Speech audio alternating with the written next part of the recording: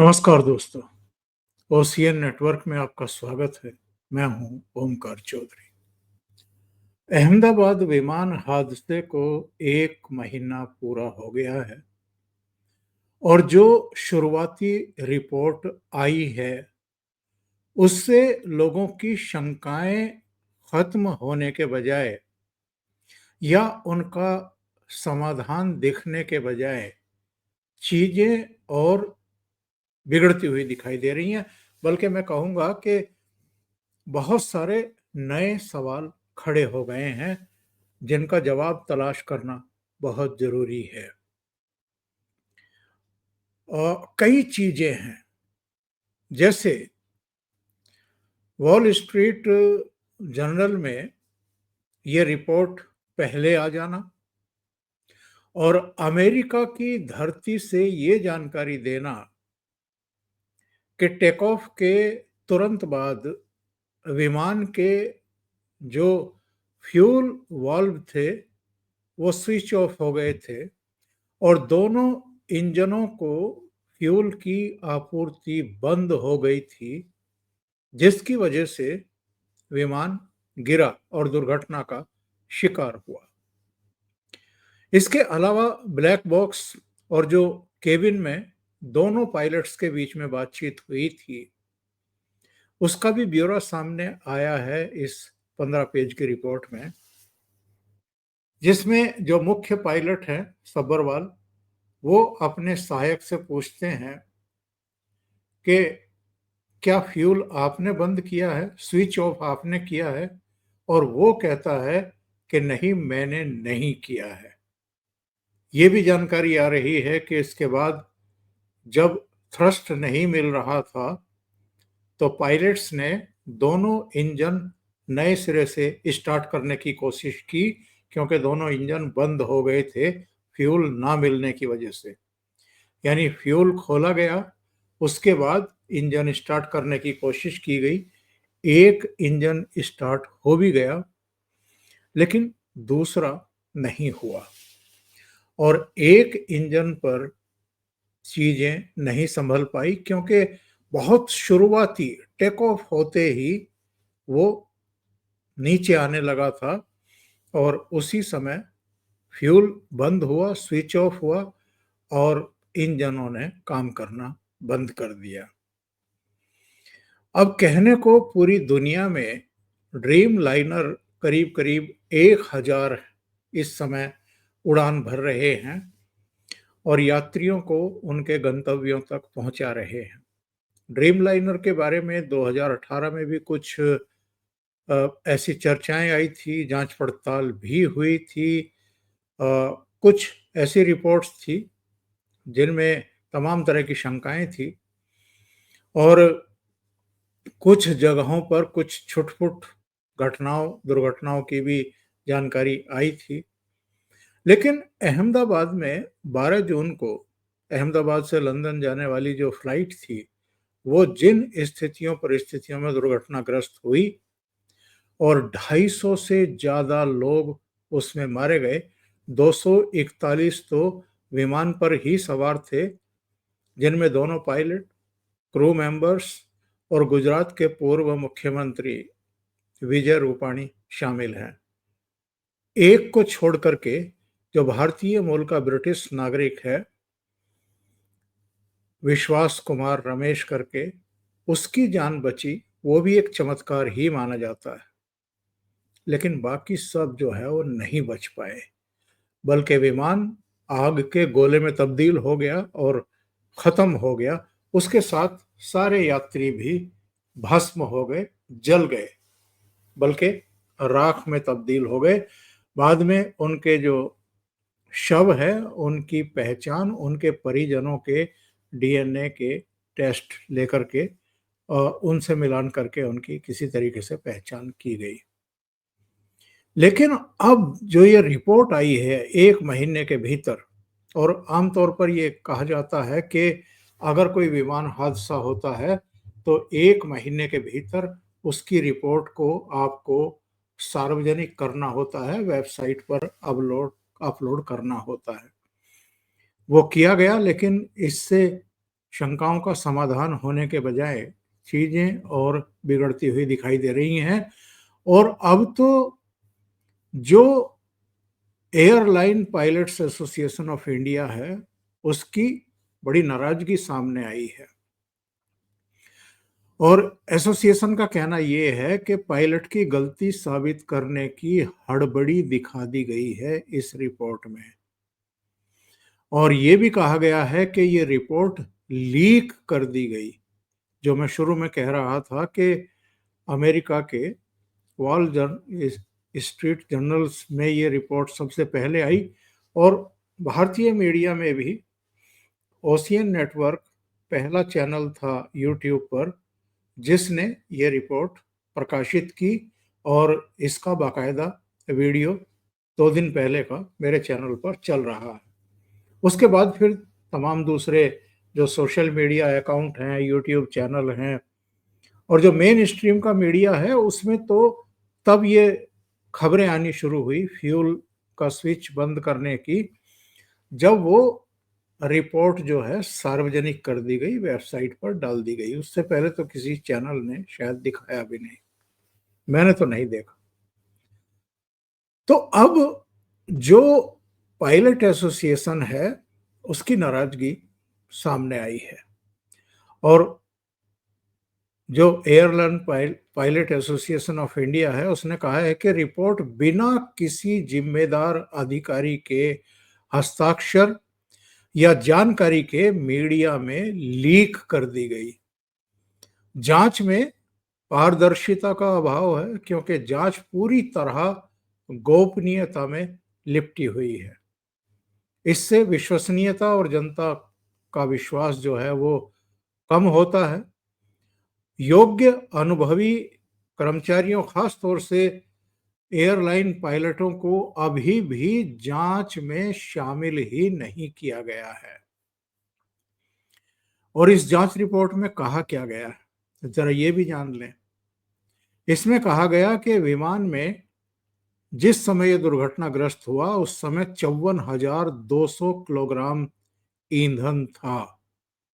उड़ान के समय विमान का वजन स्वीकार्य सीमा के भीतर 2,13,401 किलोग्राम था। पायलट ने टेक ऑफ के बाद 1:09 पर मेडे का संदेश भेजा। एयर इंडिया B7878 ने 12 जून की दोपहर 1:08 और 39 पर उड़ान भरी थी। ये भी कहा गया है इस रिपोर्ट में कि एयर ट्रैफिक कंट्रोलर ने कॉल साइन पूछा, जवाब नहीं मिला, और ईंधन नियंत्रण स्विच 1 सेकंड के अंतराल पर बंद हो गए। यानी दोनों इंजन जो है उनके जो फ्यूल स्विच थे वो 1 सेकंड पहले इंजन का हुआ, 1 सेकंड बाद दूसरे इंजन का स्विच ऑफ हो गया, और चंद लम्हों के बाद ही विमान अहमदाबाद एयरपोर्ट की सीमा के बाहर दुर्घटनाग्रस्त हो गया। अब विवाद इस बात को लेकर के है कि साहब ये रिपोर्ट आधी अधूरी रिपोर्ट, और दोनों पायलट्स का संवाद जब विमान थ्रस्ट हो रहा था, गिरने वाला था, उस समय मेन पायलट का अपने सहायक पायलट से पूछना कि स्विच ऑफ आपने किया है क्या। फ्यूल से ही मतलब था उनका, फ्यूल का स्विच आपने ऑफ किया है क्या, और उसका जवाब होता है कि नहीं, मैंने नहीं किया। तो सवाल ये है कि ये तकनीकी खामी है, विमान की तकनीकी खामी है, या किसकी तकनीकी खामी है, और ऐसा क्यों हुआ। टेक ऑफ के समय ही दोनों इंजन एक साथ फेल क्यों हुए, बंद क्यों हुए, और ये फ्यूल का स्विच ऑफ क्यों हुआ, कट ऑफ क्यों हो गया। इसका मतलब ये है कि एयरलाइन कंपनी के ऊपर भी एक बड़ा सवाल खड़ा हो रहा है। हालांकि एयरलाइन कंपनी भी इस जांच पड़ताल में शामिल है और उसने कहा है कि हम पूरा सहयोग इसमें देने को तैयार हैं, दे रहे हैं, लेकिन कुछ गंभीर सवाल खड़े हो रहे हैं। पायलट्स का ऐतराज इस बात का है कि साहब, एक तो जांच में हम लोगों को शामिल नहीं किया गया। दूसरी बात यह है कि जो गोलमोल रिपोर्ट आई है, इससे ये लग रहा है कि जैसे पायलट्स ने कोई गड़बड़ी कर दी है। यानी उनका जो संवाद सामने आया है, इससे लग रहा है कि मेन पायलट का जो संदेह है वो अपने सहायक पायलट के ऊपर था कि कहीं उसने तो गलती में या किसी दूसरी वजह से स्विच ऑफ तो नहीं कर दिया है। तो इससे कंफ्यूजन पैदा हो रहा है और जाहिर है पायलट्स के ऊपर एक संदेह की सुई जो है इससे खड़ी हो जाएगी। जो मैं कह रहा था कि वॉल स्ट्रीट जर्नल में 10 जुलाई के एक लेख में ये बात कही गई थी कि ईंधन नियंत्रण स्विच में गड़बड़ी पाई गई। तो ऐसे में सवाल ये उठ रहा है और ये पायलट्स एसोसिएशन ने भी सवाल खड़ा किया है कि अंतरराष्ट्रीय मीडिया को ये जानकारी यहाँ सार्वजनिक करने से पहले कैसे लीक कर दी गई। एसोसिएशन ने यह भी कहा है कि रिपोर्ट में ईंधन नियंत्रण स्विच गेट्स से संबंधित एक सर्विसिबिलिटी बुलेटिन का जिक्र है, जो संभावित उपकरण खराबी का संकेत देता है। जब तक बुलेटिन मौजूद है, एसोसिएशन इस बात पर स्पष्टता चाहता है कि क्या बुलेटिन की सिफारिशों को उड़ान से पहले लागू किया गया था। और एसोसिएशन ने यह भी कहा है कि जांच का लहजा और दिशा ये पायलट की गलती की ओर झुकाव का संकेत देती है। हम इस धारणा को साफ तौर पर खारिज करते हैं और निष्पक्ष तथ्य आधारित जांच पर हम जोर देंगे। और ये भी कहा गया है एसोसिएशन की तरफ से, पायलट्स की तरफ से, कि हम पारदर्शिता और जवाबदेही सुनिश्चित करने के लिए जांच प्रक्रिया में कम से कम पर्यवेक्षकों के रूप में शामिल किए जाने के अपने अनुरोध को फिर से दोहरा रहे हैं। अच्छा, इस रिपोर्ट में क्या क्या दावे किए गए हैं? बहुत सारे दर्शक इस बात को जानना समझना चाह रहे होंगे कि ऐसा क्या है जिस पर पायलट्स एसोसिएशन बिगड़ गई है, उसकी गहरी नाराजगी सामने आई है और जिसकी वजह से मैं कह रहा हूं कि शंकाओं का समाधान होने के बजाय मामला और उलझता हुआ दिखाई दे रहा है। भाई, कोई छोटी मोटी बात तो है नहीं। 241 तो यात्री, पायलट्स और क्रू मेंबर्स को लेकर के विमान पर ही सवार थे और कुल मिलाकर के 270 से ज्यादा लोग इसमें मारे गए, क्योंकि जहां ये गिरा वो एक मेडिकल कॉलेज का हॉस्टल था, वहां पर काफी नुकसान हुआ। रिपोर्ट में जो दावे किए गए हैं वो मैं आपको संक्षेप में बता देता हूं। इसमें कहा गया है जो AAIB यानी एयरक्राफ्ट एक्सीडेंट इन्वेस्टिगेशन ब्यूरो इसकी जांच पड़ताल कर रही थी, उसकी शुरुआती रिपोर्ट में यह कहा गया है कि एयर इंडिया का बोइंग 787-8 विमान AI-171 12 जून को जब अहमदाबाद एयरपोर्ट से उड़ान भरने लगा तो केवल 3 सेकंड के भीतर ही ईंधन की आपूर्ति बंद हो गई। टेक ऑफ के बाद दोनों इंजन की ईंधन आपूर्ति बंद होते ही केवल 29 सेकंड बाद विमान मेघाणी नगर में क्रैश हो गया। इस रिपोर्ट में यह भी कहा गया है कि टेक ऑफ के समय ईंधन सप्लाई बंद होते ही इंजनों की पंखे की गति कम होने लगी और चूंकि ये 213.4 टन वजन के साथ विमान उड़ा था, तो ये जो हवाई अड्डे की परिधि है उसको पार करने से पहले ही नीचे आने लगा और इस समय विमान में 54,200 किलोग्राम फ्यूल था। टेक ऑफ के समय वजन 2,13,401 किलोग्राम था, जो अधिकतम अनुमानतः है वजन यानी 2,18,183 किलोग्राम से कम ही था। यानी विमान में इतना वजन नहीं था कि वो अपने वजन की वजह से नीचे आ गया हो। रिपोर्ट में यह भी कहा गया है कि एयरक्राफ्ट ने 180 नॉट्स की अधिकतम रफ्तार हासिल की और उसी दौरान दोनों इंजनों के fuel cut off switch run से कट ऑफ में बदल गए। इन दोनों स्विच में सिर्फ 1 सेकंड का अंतर था, यानी लगभग साथ साथ ही बंद हुए। और एयरक्राफ्ट एक्सीडेंट इन्वेस्टिगेशन ब्यूरो ने यह भी कहा है कि कॉकपिट वॉइस रिकॉर्डर का भी विश्लेषण किया गया है। इसमें एक पायलट दूसरे पायलट से पूछता है, तुमने कट ऑफ क्यों किया? जवाब मिलता है कि मैंने नहीं किया।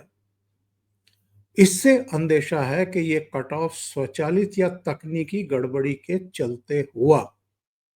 यानी बोइंग एयरलाइंस जो कंपनी है उसके ऊपर अब बड़ा सवाल खड़ा हो रहा है और जाहिर है इस जानकारी के सामने आने के बाद अब और गहराई से इसकी जांच पड़ताल होने वाली है। और रिपोर्ट में यह भी बताया गया है, जैसा मैंने पहले भी कहा है, कि पायलटों ने दोनों इंजनों को फिर से शुरू करने की कोशिश की। इंजन एक दोबारा शुरू होने लगा और उसकी गति रिकवर भी होने लगी, लेकिन इंजन 2 बार बार फ्यूल री इंट्रोड्यूस करने के बावजूद पर्याप्त गति नहीं पकड़ पाया। तो ये एक रिपोर्ट आ रही है और पायलट्स की नाराजगी सामने आई है। जाहिर है अंतिम रिपोर्ट आने के बाद ही चीजें साफ हो सकती हैं, लेकिन पायलट्स का ये कहना कि भाई हम लोगों को कम से कम जांच पड़ताल का हिस्सा तो बनाओ। हम लोगों को पता है कि क्या क्या हम कई बार फेस करते हैं और किस तरह की स्थितियों परिस्थितियों में विमान उड़ाते हैं। और अगर विमान की तरफ आप शक की सुई, पायलट्स की तरफ आप शक की सुई मोड़ने की कोशिश कर रहे हैं, घुमाने की कोशिश कर रहे हैं, तो कम से कम जो पायलट्स इस समय इन वर्किंग हैं, जो विमानों को उड़ा रहे हैं, उनकी तो आप राय लेंगे। तो ये मामला सुलझने के बजाय अभी और उलझता हुआ दिखाई दे रहा है और तमाम तरह के सवाल हैं अब जिनके जवाब लोग जानना चाहते हैं। अभी के लिए इतना ही। बहुत बहुत धन्यवाद। अगर आपको ये चैनल और इसके कंटेंट पसंद आ रहे हैं तो लाइक करें, कमेंट करें, वीडियो को शेयर भी करें।